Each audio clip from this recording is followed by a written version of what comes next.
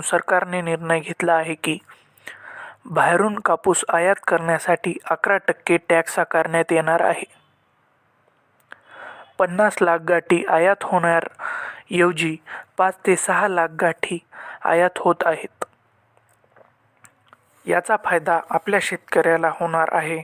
72, 73, 74 रुपये केजी विकणारा कापूस 80, 81, 82 रुपये किलो विकणार आहे.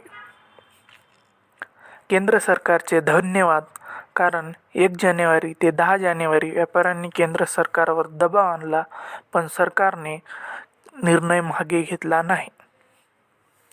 त्यामुळे कापसाचा भाव 79, 80, 81, 82 रुपये किलो गेला आहे.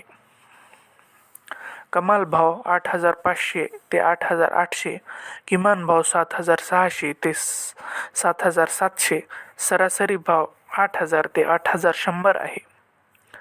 आंतरराष्ट्रीय मार्केटमध्ये कापूस, सरकी तेल वाढत आहे, त्याच्यामुळे भाव वाढत आहेत.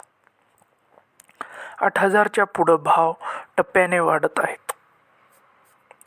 12% तेजी आहे. फेब्रुवारी-मार्च मध्ये ही तेजी तुम्हाला दिसणार आहे.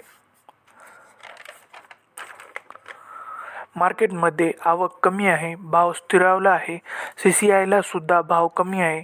8,000 ते 8,100 हा भाव चालू आहे. पोंगल सणामुळे